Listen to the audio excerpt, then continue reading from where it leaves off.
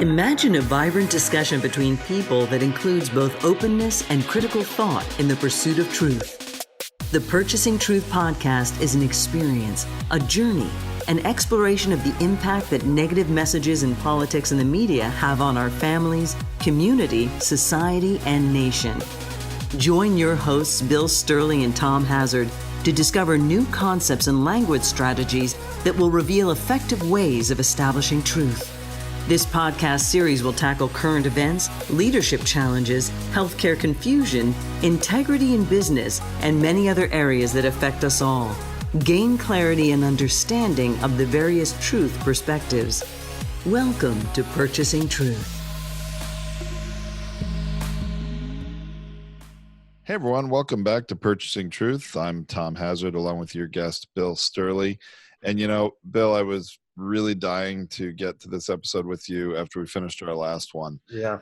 Because what we talked about at the very end, I really feel like the ideologies that are going on, especially with the current administration, has been so twisted from what people would think a conservative or Republican, to be more specific, ideology should be. I mean, even a lot of Republicans would never have agreed with many of the things that the Trump administration is doing only 4 years ago, 5 years ago, whatever. And, you know, Trump has hijacked the ideology. So I'm interested to, you know, explore that a little bit. But then more importantly, how do we turn the corner and move forward in a more healthy way for the whole nation? So I really appreciate this conversation. The biggest challenge that we have is that when a person has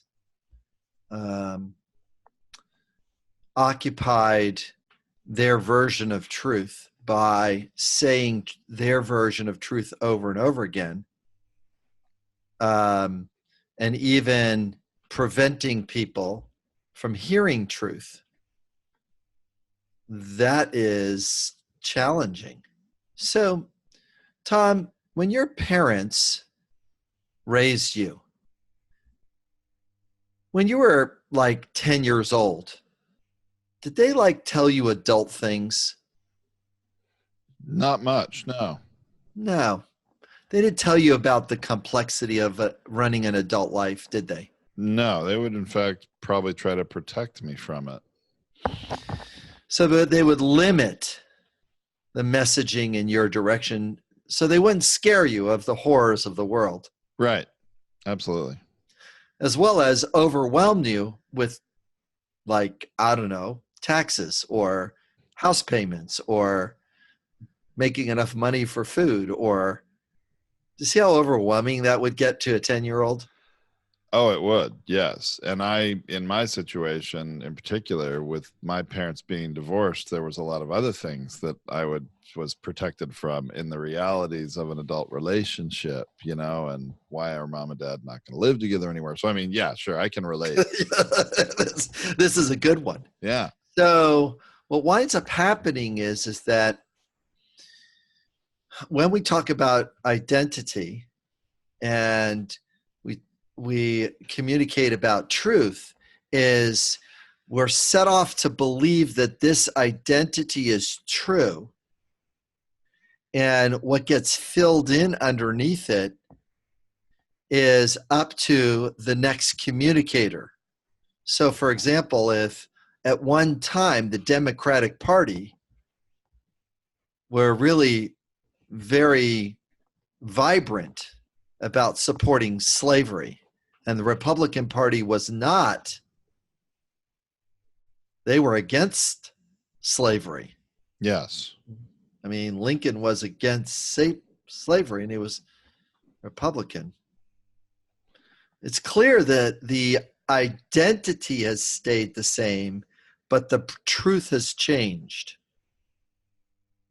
Okay. The truth about the identity is that this party used to stand for this, but now they stand for this other thing. Okay. It's just change it over time. Sure. All of a sudden, there's a thing called the flip-flop that takes place. The flip-flop is, we're voting this way, and whoop, looks like the Southern strategy, and looks like we've, lost the entire South, because the South is then hijacked and believes this messaging is put in their direction. So the truth is hijacked, or the belief structure is hijacked, because this is where that belief structure lies, is in this space. It believes. So the disregarding of truth becomes easier, because it's not a part of my identity anymore. I don't have that identity now. Okay, so your truth is impacted significantly by what your identity is. And is that, in some ways, does that become what your ideology is as well then? Right. Yeah. Right. And all of a sudden it's like, but wait a minute. I'm a Republican. Aren't I against budget overruns? Yeah, deficits and ballooning the national debt and things like that. That was a pillar of their platform, right? My identity is Republican. My ideology and the meaning about what that is true about is not that anymore. It's giving money or tax break to wealthy people. How do we know that that's the real ideology? Is because that's what they voted for. That's what actually happened. Yeah, I remember the big contrast from when Paul Ryan came into the Congress, and he was a deficit hawk. He was a fiscal conservative. We are not going to spend money we don't have. We are not going to spend money unless we can decrease the same amount of money from a budget elsewhere. And, I remember that was all the people that congressman, when he first came in, that was the big things, all they cared about, really, or certainly the main thing. And then what's happened over time, and of course, before he leaves his position as the Speaker of the House, or eventually, I guess, the minority leader at the very end, is that all of that is out the window. No one's talking about that anymore. No, not really. The remnants of these ideologies that fits underneath the identity are changing. The ideology has changed. Its strength looks like firing people. Strength looks like being nice to strong people, because they're strong leaders. I can be nice to strong, even if they're dictators, or even if they're autocrats, and or even if they're, even if they're running a pseudo capitalism, like it's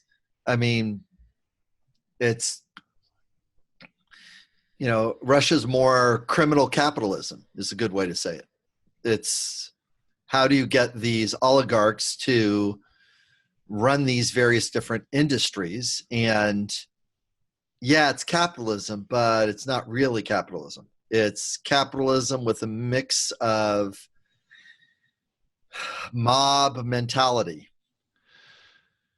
Well, and this is definitely in America now. I mean, this is a top-down ideology. The president of the United States, I was shocked. What was it, yesterday or the day before? I know we published these later, so it's going to be a couple of weeks after we've recorded this. But I was shocked when it came out that Kim Jong-un, is that his name? The current premier of, dictator in North Korea. They came out that his half brother, when he was alive, was a CIA asset. They were getting information on what's going on in North Korea from him. He was a paid asset for the United States CIA. Yes. This news came out, and what does the president say? He says, well, that would never happen under my administration. That's right.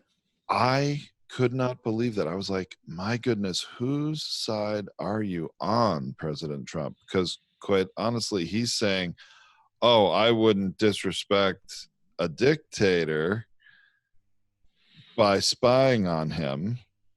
That wouldn't happen under my administration.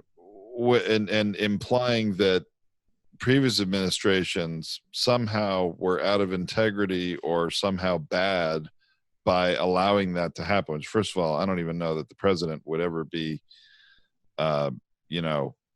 consulted on who the CIA uses for asset gathering anyway. That's a big part of that discussion at that time. It was,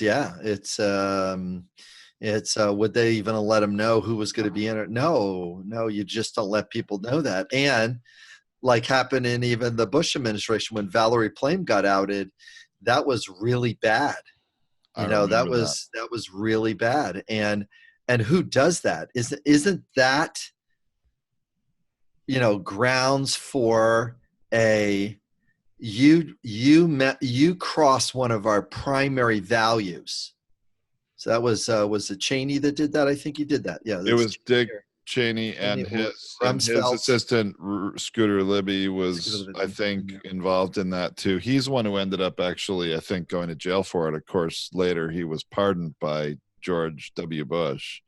But so this kind of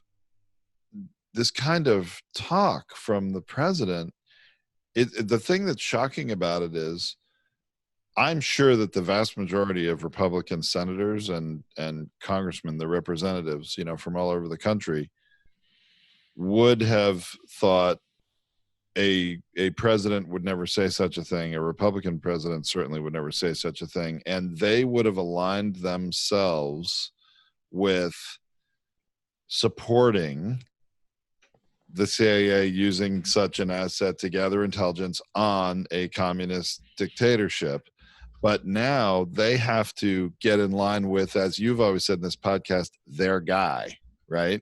The leader of their party. And a lot of them are very upset that he is the leader of their party. I'm going to restate. Yes. A lot of them, I'm sure, are very upset that he is the leader of their party because he is hijacking their ideology. Right. This is very unsettling because the ideology is not one of legality or equanimity over letter of the law. It's who has power of influence. And if I have power of influence, I have power over law. See, the power of influence is, covers or mitigates the power of law. And when it does that, we've got problems. It's got to be the other way.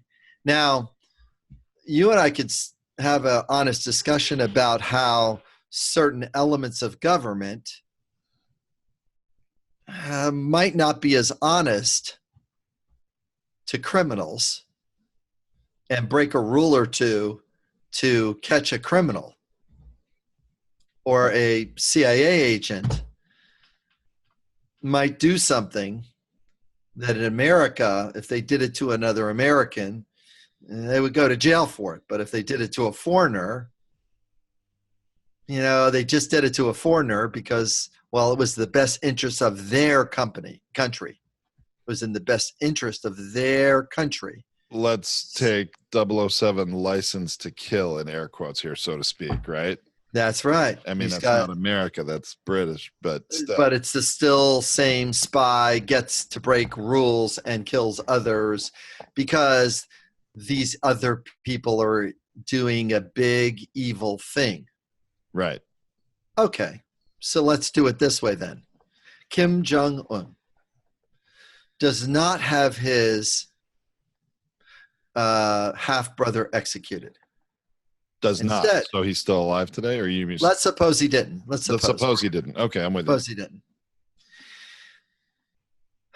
But what he did is capture his,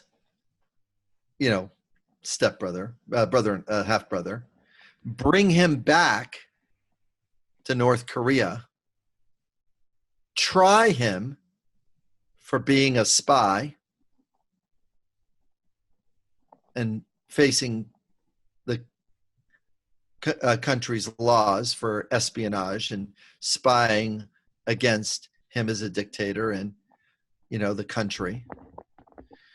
And he is now executed because he was caught as a CIA spy. Okay. He wasn't murdered in another country. He was basically brought, and there was a fake trial or a real trial. The evidence was put through. He's convicted at a court of law and then executed. Yeah, it could have made a big example out of him, spectacle out of it. Sure. Right.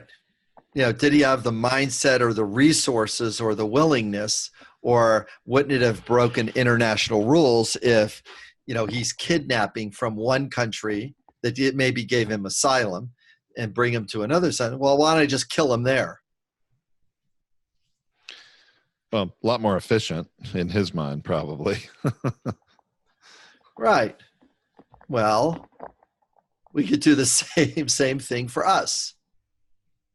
A lot of people aren't going to like this story. Okay. But I could tell the same story. Barack Obama does not capture Osama, does not kill Osama bin Laden. He captures him. They lift him out of Pakistan. They bring him back to the United States, put him on trial, and then execute him here, breaking all kinds of international rules of extraction. Yeah, people won't like that story, but I'm sure they're pissed at the other story. Now we put the Khashoggi story, the guy that you're talking about the Saudi Arabian. The Saudi Arabia. Who was an American journalist for the Wall Street Journal. Right. Khashoggi, I think. Khashoggi, thank you. Yeah, thank you. So we put that story in. Well, they executed him in the embassy because from their perspective, he broke their rules. And he was lured to their embassy, which is technically their sovereign territory. Yeah. This gets unsettling when you set all of these three things next to each other. But this is a problem with truth. This is one of the biggest problems with truth, is that truth is, as human beings make it up to be, based on the rules and constructs that are placed and chosen, either placed or chosen, to put on a group of individuals. You could say the same thing about colonial Americans were actually guilty of treason against the British Empire, but of course they're patriots of this new United States of America, right? Correct. So truth is, and you could say, well, we were right. Who's we? And who's the right part? Because from the king and the nobles of England and Great Britain at that time, it was perfectly legal for them to have an affluent lifestyle by taxing the American colonies. Right. It was legal. All that money going to and they were all jockeying for position between the nobles. Who's going to marry who?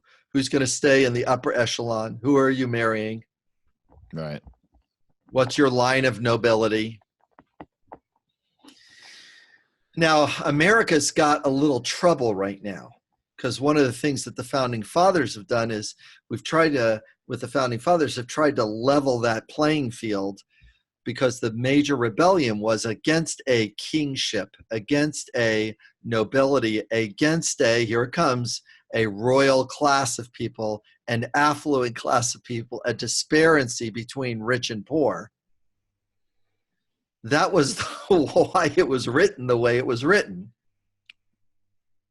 And now we've got the guy in there that we need to have compassion and empathy for, because in the way the capitalist system has moved is that it has allowed him to go into this position of governmental leadership through voting and being elected, but basically bringing the worst of what England and the nobles used to do, or any dictator would do, and he's bringing all those different values that in the current world environment you can get away with. There's no oligarch going to prison right now. No. Scooter Libby will go to prison, but Rumsfeld or Dick Cheney. Dick Cheney's not going to go to prison. What's that about? Or Karl Rove, right? Karl Rove is not going to go to prison. Right. Or Kissinger's not going to go into prison. There's a whole bunch of these characters. Or, Bush is not going to go to prison for starting the Iraq War for nothing. Right. For a propaganda experience that he tricked the United States citizens to do by scaring the crap out of us and scaring the crap out of the voters so that only one person would vote against them, Maxine Waters. Yeah. She goes, no, war.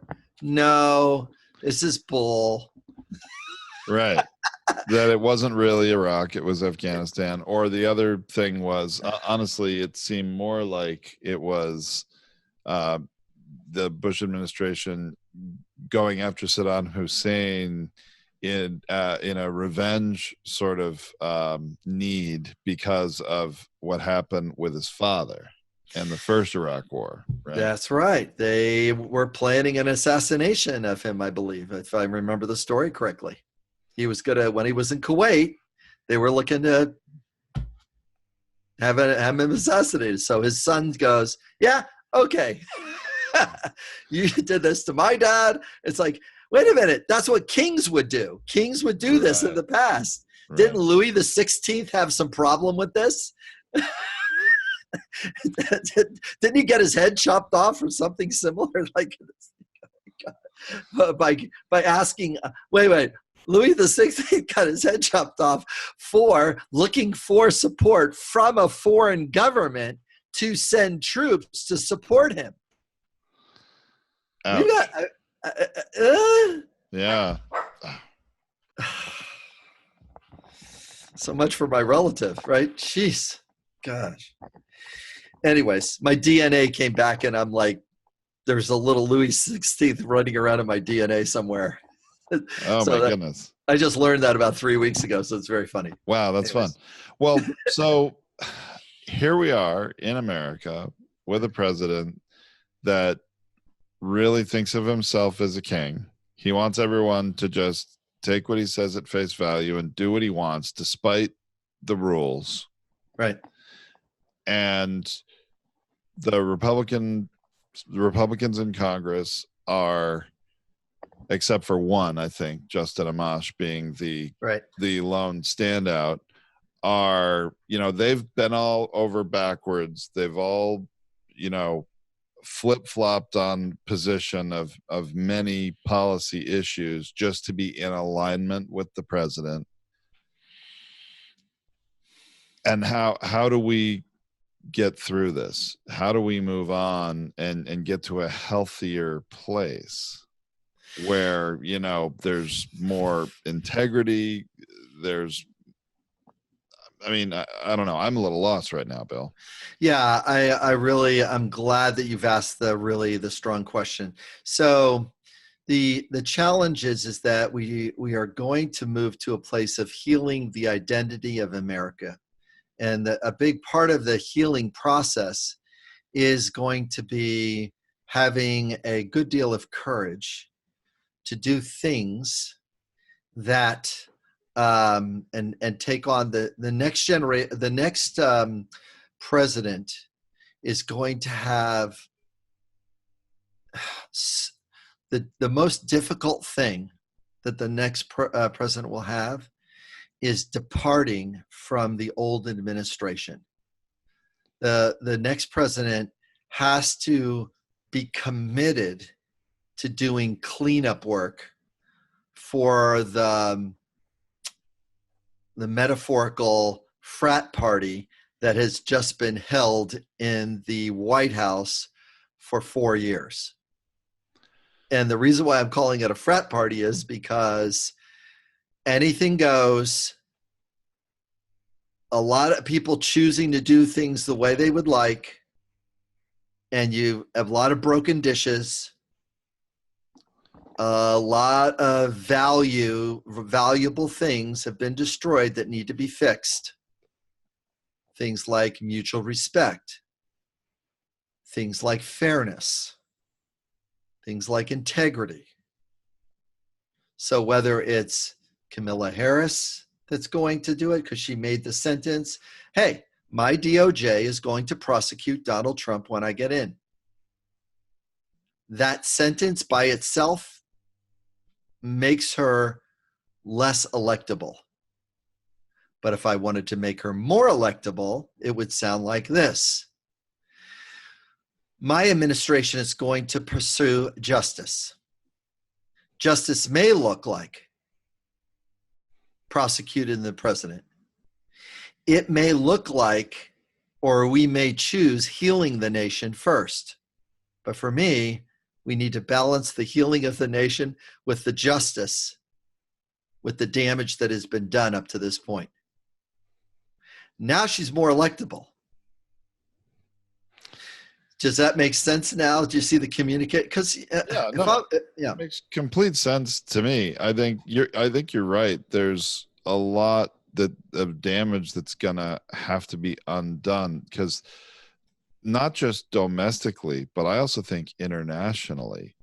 I mean, for decades, other countries, especially NATO countries, or have been able to count on the United States and their position on fundamental things, right?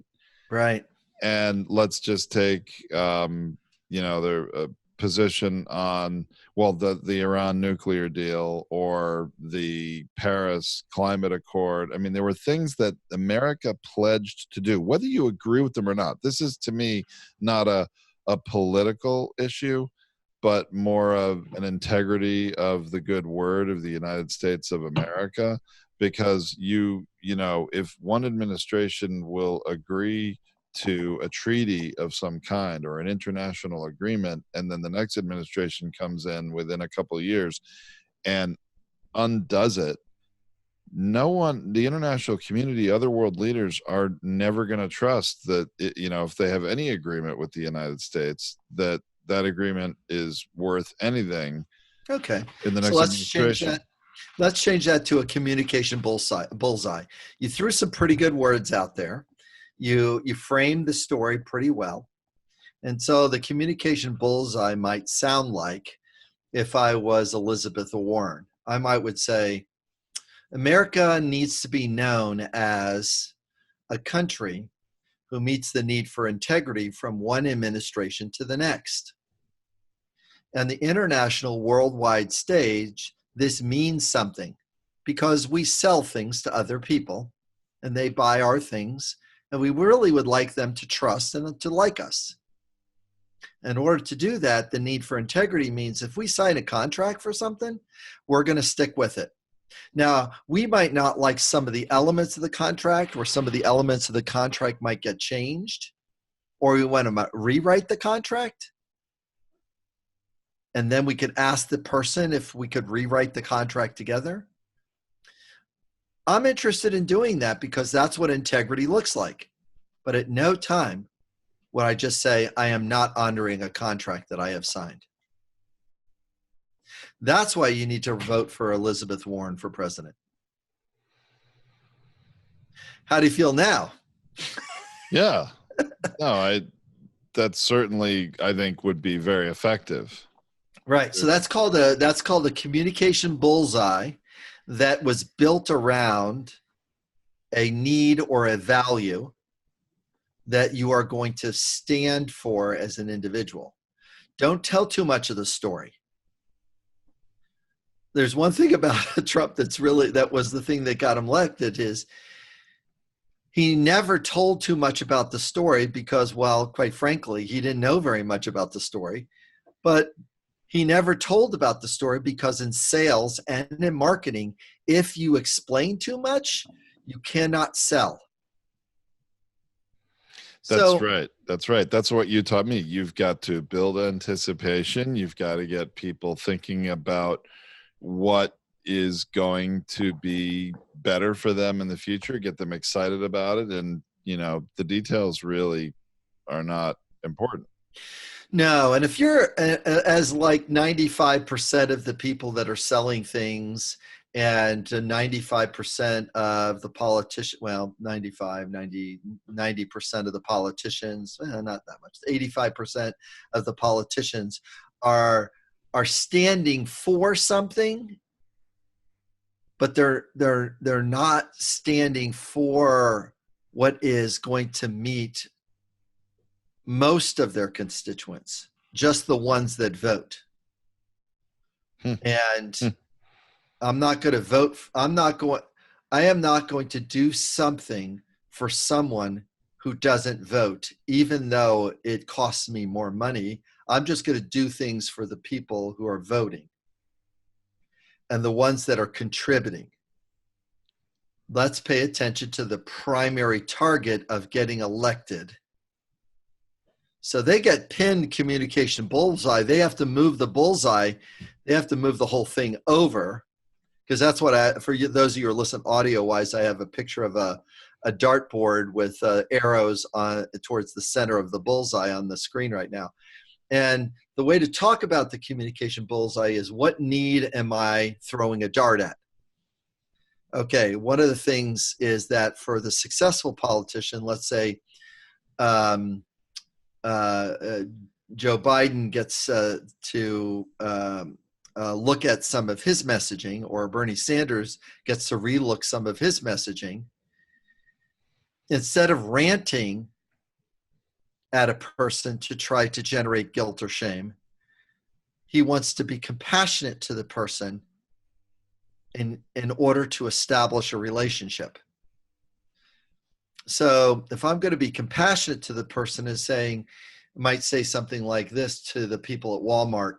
Listen, all of you people here are investors in Walmart, and I know that Walmart has made you a lot of money as investors, because he was the one that visited the investor stockholders meeting. I remember. I saw that. Yeah. And he seemed to berate them. Really. Right. And his best play that would have gotten them to A, vote for an employee salary increase, or B, to vote for him for president, might have sounded like this communication. It would have started out saying and acknowledging the value that Walmart has brought to America. That's where I would have started. Listen, I want to acknowledge and recognize this organization has done a wonderful job in supporting Americans to get work, hiring people, and bringing people into the ranks that most people wouldn't have hired. And I really respect how Walmart has kept their prices and has done price negotiations with people. Some of it has went well, some of it has not went well, because a lot of people have got burned in that environment. But still, you are a major employer.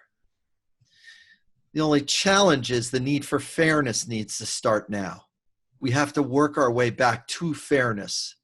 And fairness would look like a living wage. See, now I'm building it around a value. Instead of, it's not fair you're rich, and it's not fair the employees are poor or can't afford stuff. It's not fair that the American taxpayers are paying for your employees healthcare,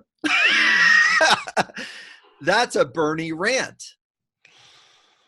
And that rant is not as powerful as to say, listen, fairness to me looks like, care for your employees looks like this to me. And I'm only in a small position to recommend that to you, because you know that you can outvote me in this room. Now, if he said that out loud, they would go like, oh shit, we are going to outvote him. Oh my gosh, if we outvote him, we've just voted against fairness for his employees.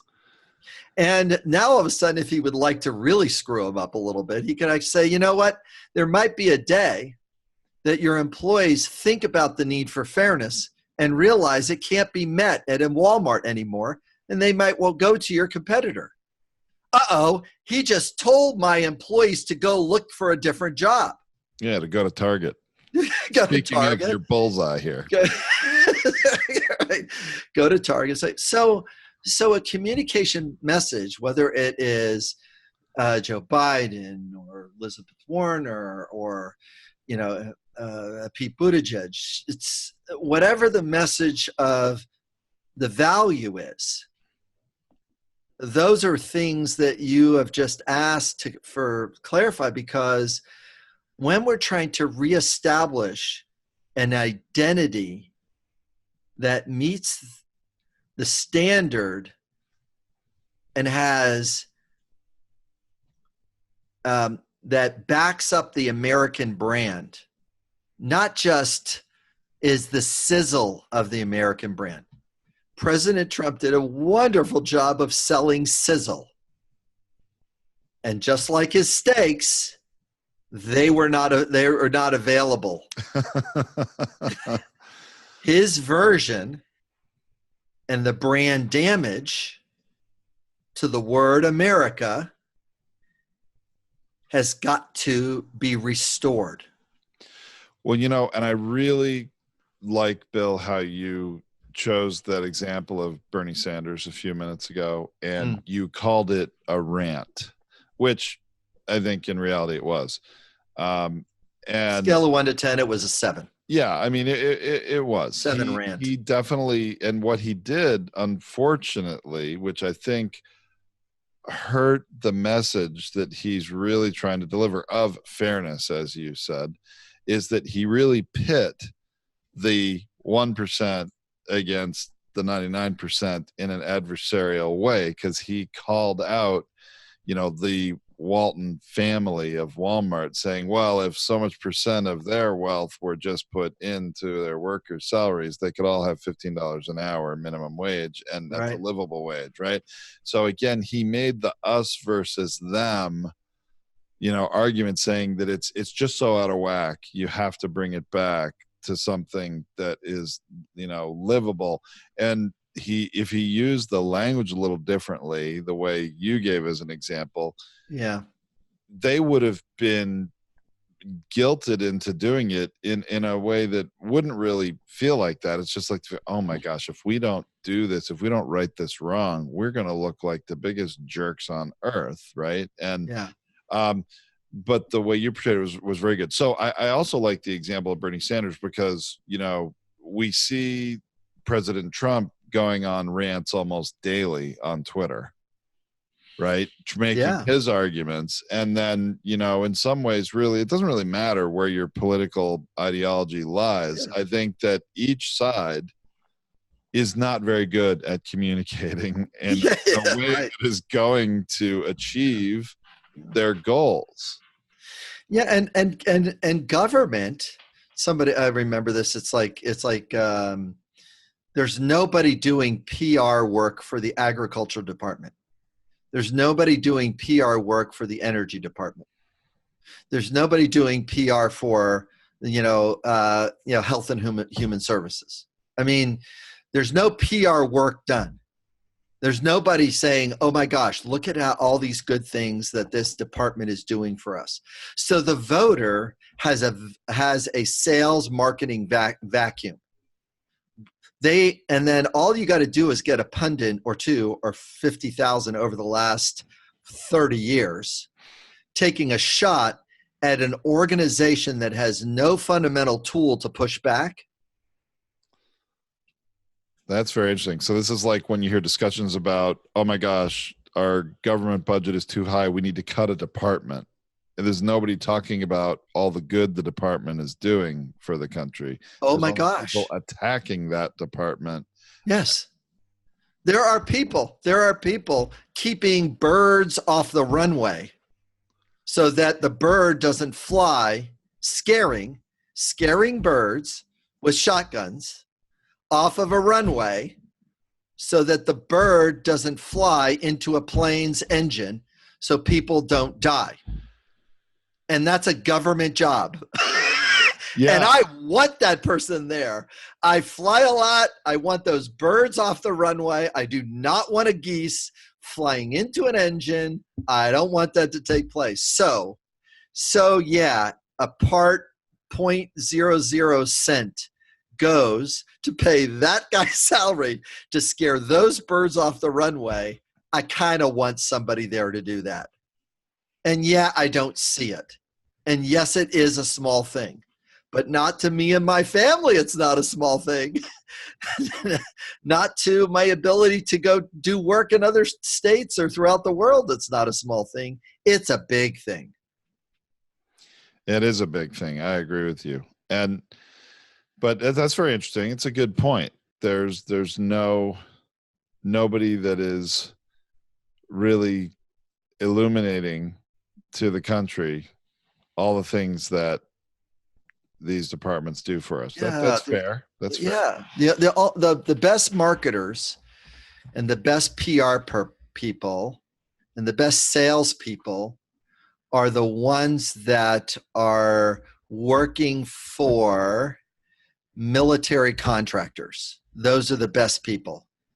Why? Because they've got the biggest budget and they keep cycling, and they know, the military industrial complex knows, they've got to look shiny and sparkly and in the good and in the right and in, that there's respect there, that it's valuable, and they stay after it so much that it is literally nobody in Congress can vote against them, because they build all of their parts in different congressional districts.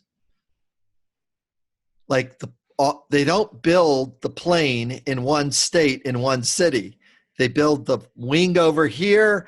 They bring that wing has to go over here. It's the most inefficient way to do it from the perspective of manufacturing.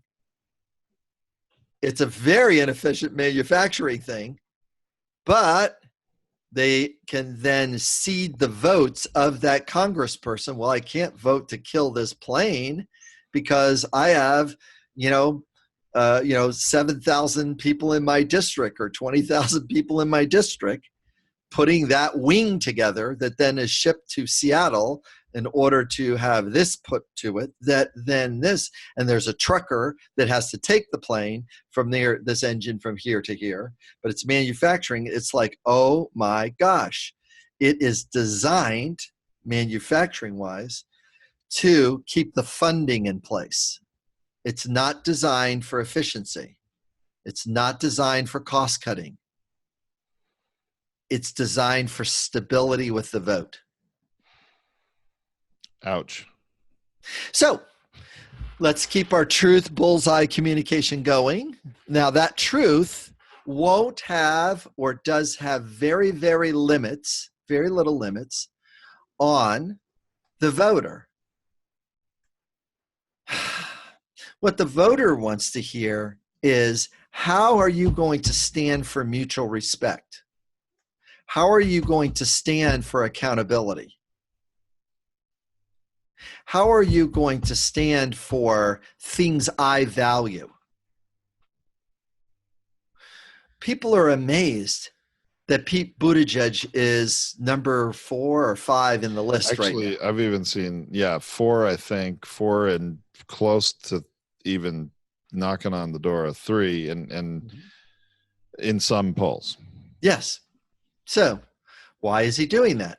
Well, he's staying very close to really primary values. You go like, at no time in my government will I ever communicate and and talk with a foreign country, to take advantage of our political system.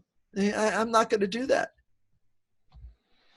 I mean, at no time, I do not even want to hear, even if it's an advantage for me, I don't want to hear it, because it undermines the confidence of this voter, and it makes them compliant that I am a win at all cost at the expense of other Americans. I don't think that's a good precedent for us to set. It's not. I don't want to set that precedent. That's an interesting one that you bring up, because not only is I agree that's a very good message, but it's an interesting one to bring up because it's the polar opposite of, in the last 24 or 48 hours from when we're recording this, from what the president has done. He's doubling down on help from foreign governments. Yeah, yes. When he said, somebody asked him, I don't know if it was at ABC News, somebody asked him about if he would ever take help, and he said, "Oh yeah, why wouldn't I? Yeah, sure, I would take." I look at it. I would look at it to see if it's happening. Yeah. So for people that are listening to that, so we gotta bring compassion and empathy for that sentence. So the compassion and empathy is the president's truth is, his truth is that in a capitalist competitive system, you look at any advantage that you can get against your competitor in the capitalist system.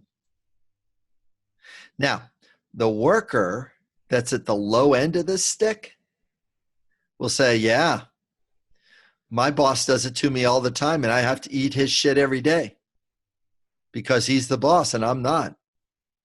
So, yeah, I want this guy to win because this guy is just like my boss. This guy is, he's the one that's going to really speak truth to power because he's in the powerful position. Because he's in a powerful position, he has the ability to speak truth more than my truth, because I can't say my truth. My truth gets me fired.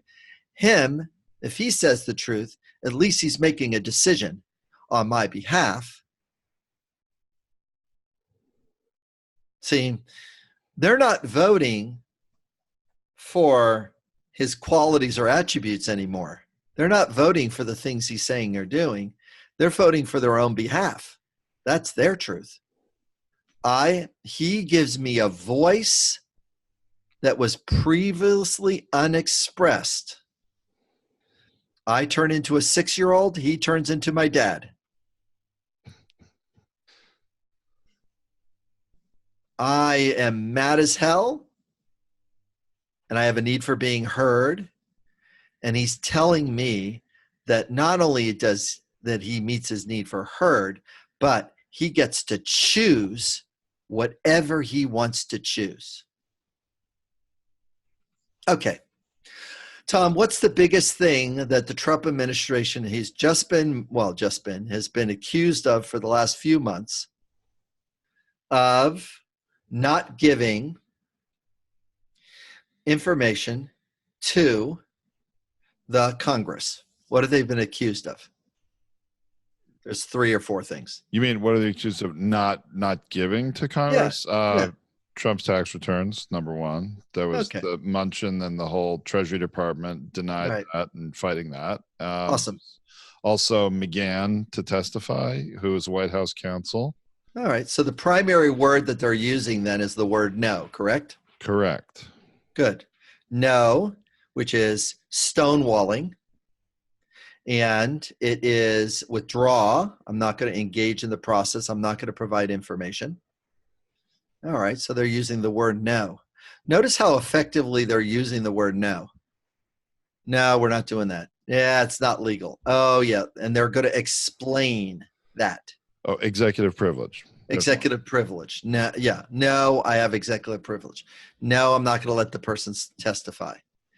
See, the word no is a very, very challenging word because it's a black and white word. There's either no or there's yes.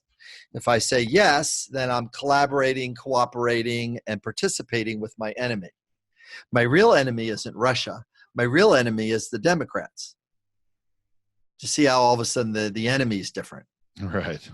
Right, the enemy is different. So I'm going to say no to my enemy. I'm not interested in what's good for America. I'm interested in what's good for me because I'm a capitalist, and I'm more like a mob boss capitalist than any kind of capitalist because this is the kind of person I am. I've got away with it. My dad got away with it. He had more integrity than I did, blah, blah, blah, blah, and people are going to know this. Tom, how can we get around the word no and do a communication bullseye and be empathetic and compassionate to a person that's saying no to us? Oh, so we be compassionate to them. Okay. Yeah, I want to be compassionate to the person. No, I want to be compassionate. I want to speak their truth. I want to speak their truth to them when they say no to me. Okay, so Tom, let's role play a little bit. You get to say the word no to me. You say, no, I'm not going to. And then you could say either McGeehan or taxes. I know what I want to do because I know the answer. It's so much fun from you. I want to hear it. Okay. So no, I'm not going to give you my tax returns because they're still under audit. So, Mr. President, it sounds like you would really choose privacy and you really want to choose to not provide any form of the taxes because you'd really prefer privacy and you would like them to get to completion. It sounds like you're going to choose to give it to me at a future time, but you're also choosing not to tell me which time it is.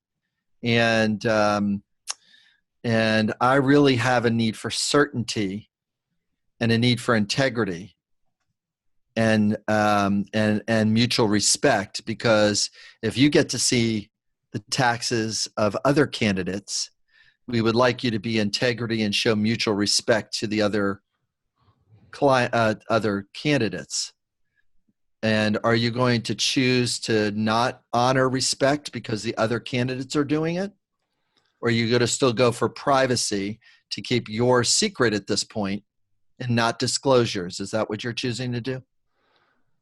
Well, they're under audit and they're still under audit. So you feel helpless and you have a thought as the president, you don't have any choice because some other power over you as the president has more respect to you, and you have no ability to do that, to overcome, because you're the president, right? So you have no ability to override the IRS. Am I hearing that right? I don't know how to answer that one. No, he's in the joint. But the communication is clearly a bullseye, because all of a sudden he's like going like, wait a minute, if I say yes to that, which is true, then what happens is that he just loses respect. And why it's so amazing to me that no one, because he's been asked about this question only about 100 times, maybe 1,000 of his taxes. And he always says, well, I'm under audit. And because I'm under audit, I can't release them. And of course, the truth is he can, but all they say is, well, the IRS doesn't have a rule over that. They say you can release them. And they're arguing the fact instead of what you just did. That's right. I'm so glad this, if anybody's listening to this, this is the primary motivator for me doing this podcast is that the context word of no always can be leveled with the subtext word choice, because they're choosing something else. When they're choosing something else, if we have a communication bullseye, we should probably title, the big title of this this particular podcast could actually be crafting the communication bullseye. Love it. We'll make that the title, and they'll know it by the time they listen to us, because that'll be it. Right. And the communication bullseye is that using applied empathy and compassion for the stuff that's coming out of their mouth, and reframe from getting into a truth argument with an illusion. Do not argue with somebody else's illusion from a fact place. Scare them with certainty and a need. We have a need for protection of our coastal cities. Our coastal cities and certain real estate is under threat. As Americans, we really need to work together to protect our coasts, because our coasts are moving to the place where threat is coming upon them. And we need to stabilize our coast. What it looks like is having a carbon tax on tax users. I am not talking about global warming. I am talking about protecting the coast. Gosh, I'm feeling worried and concerned about the city of Miami. It's such a fun city. I want to make sure it's protected in the years to come, so many people can vacation there, and for those who want to choose to retire there can. I really am enjoying what Miami is and the city that it's. So I want to make sure the level of protection, because so many cruise ship industries and things like that depend upon this, and I want to make sure it's protected. Those industries are vital to us in America. Protection looks like a carbon tax. Protection looks like making these changes in our electrical grid. Protection looks like, the narrative is power with. It's a communication bullseye, because that's the end value. So others would probably say, oh, you're talking about global warming again. That's what they would want to sort of frame it as, because they can inject more doubt and skepticism that global warming is real. But when you reframe it as, it's, the problem is carbon, whether it's getting warm or not, maybe you're not talking about that. You're talking about it in a different way. So is the communication bullseye, are people that are hijacking truth moving away from center toward the edges, and when you argue, you're trying to bring them back to the middle? I'm trying to bring them back to the middle, which is the primary language of which need are we going to suffer from? Which is the most important need that we're going to suffer from? So if the most important need is integrity, then I want to, as the communication bullseye comes in and I throw the arrow to the middle, I want to build it around integrity. If it's about choice, then the communication is like, well, I guess we could choose to do it this way. But if we choose to do it this way, this group of people will get a certain amount of money and a certain amount of benefits, but this other group of people will not do that. And I'm not sure if that's our best choice. They're yearning to make it a black and white discussion, something they can label, something they can diagnose, something they can put in a box and dismiss. If you put something in the box, if you allow label and diagnoses to take place, then what happens is we've got to get off of it. You can't call President Trump a liar anymore, because his population doesn't believe that. That's for sure. His population believes that he's somebody that is a champion, and he's my champion, and I'm going to vote for my champion. Now, it doesn't matter if it's Putin or any other person that comes into a power in the same way, the voting just becomes, in a Putin experience, is a day of celebration where the propaganda has won over a constricted population that only gets and only has these certain limits of expression to take place. There's similarities in other countries, and I'm not saying it's all bad. I mean, China has done some wonderful things on infrastructure. I mean, they're just taking all the money that we spend in military, and they're spending it on influence in their own country and influence in other countries. Some of it is a little tragic because they put the country in debt by what they've done. But now that's that Chinese bridge that was put there, and, you know, they just bought our country somehow, you know, because we didn't have the money to pay them for the bridge. Right. It wasn't sustainable inside that environment. Both systems have some problems to it. But if you and I are not speaking from a place of choice, then it makes it really, really very difficult. So is choice, just to bring some clarity to this, is choice the best way to rebut the no? Yeah, a choice is the quickest and the best way. See, you could say this sentence to me. Bill, would you like to invest in my company with $50,000? Oh, Bill, would you like to invest in my company with $500,000? Sorry, I upped the amount on you there. Yeah, I noticed that. I get to say the word no back to you. No.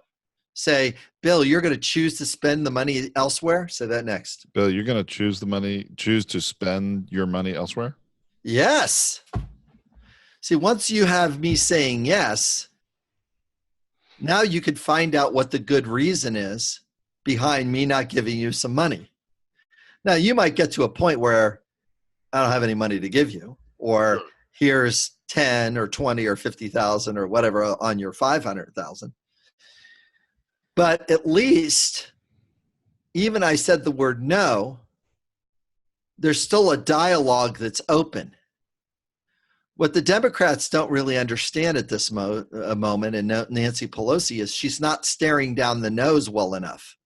They're staring down the nose from the internal place, but not from the external place. Sure. From the internal place is, well, we're going to file a court order. We're going to do a contempt. We're going to force you to deliver it, instead of the external way. Well, looks like the president is still meeting the need for privacy at the expense of truth. Gosh, I wonder when he's going to stop doing that. I think transparency in government looks like truth, doesn't it? Huh. Wouldn't truth look like providing paperwork to the American public? I just built a narrative around choice and around privacy and around truth that is a communication bullseye. So if any of these candidates, Cory Booker, want to have their breakout moment, if you want to make something stick, modify your language so it does. I don't think they know how, Bill. No, they don't know how. That's the sad part about this story, Tom. You and I, regrettably, are outliers. And I'm one of those outliers with over 100,000 hours of using this stuff. Which is very, very clear from all of these episodes we were recording and these conversations we've been having. And that's why I enjoy doing this so much, quite honestly. But what's shocking to me is each of these campaigns gets millions and millions of dollars donated to them. They have a budget. Yes. They have money to spend, and they're choosing, interesting, speaking of choice, how to spend it to be most effective, right, to achieve their goal, to rise in the polls, to get as far top as they can as they go through this process that's going to play out for over a year now. yeah, And they could get help with communication. I mean, every campaign pretty much has a communication director. yes. Do they not teach what you're doing in college in communications? No, very few. It has some very limitation. It has a bunch of limitations around it, as well as the outside environment.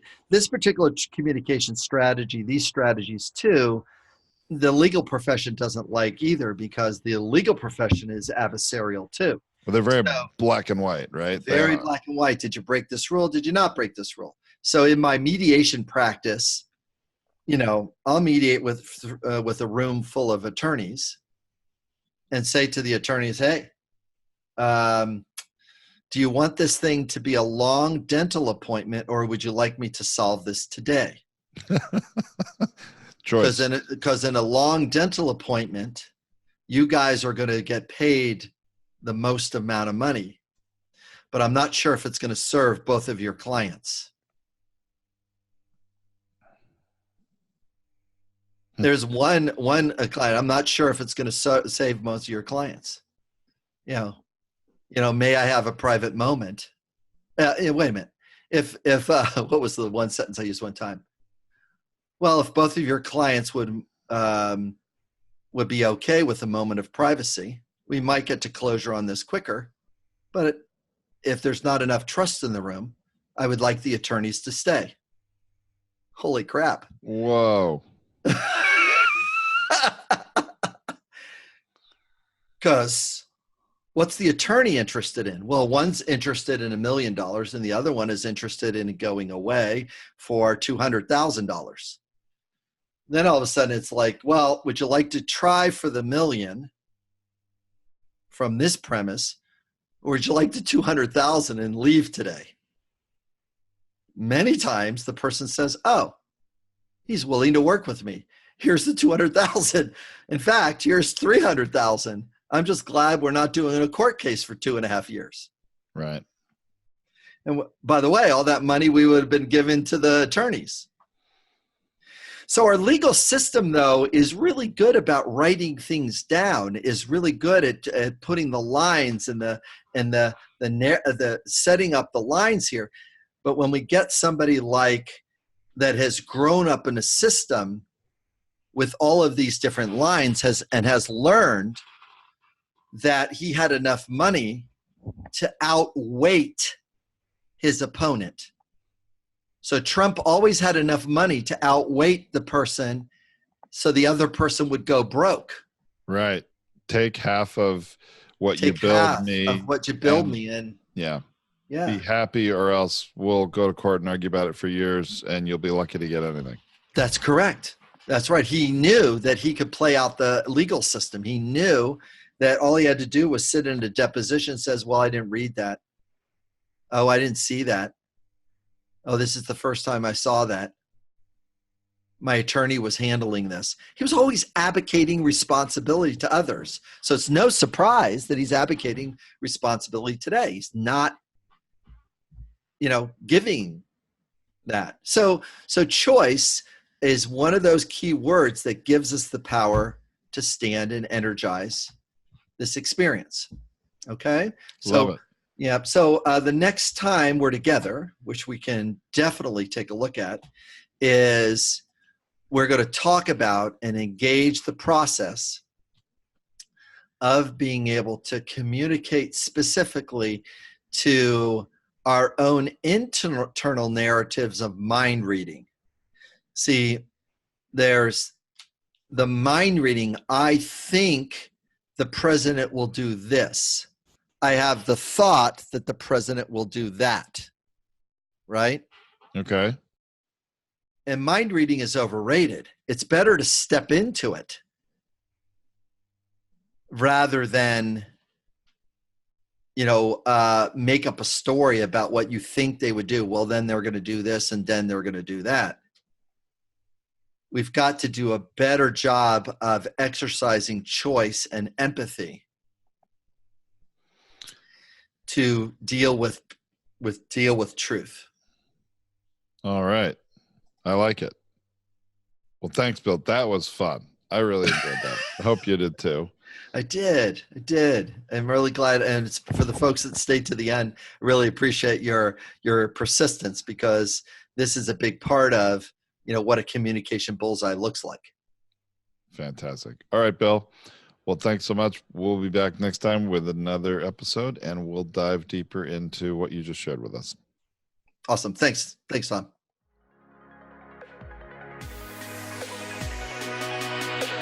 Thank you for listening to this Purchasing Truth podcast. We trust that you have enjoyed this engaging and thought-provoking conversation. Our hope is that you've received value, found clarity, and broadened your truth perspective in this episode. If you did, leave us a review or visit our website, purchasingtruth.com. Join us again for another informative and content-rich discussion here at the Purchasing Truth podcast. Don't just accept whatever information comes your way. Join the discussion. Discover your own voice. Purchase your own truth.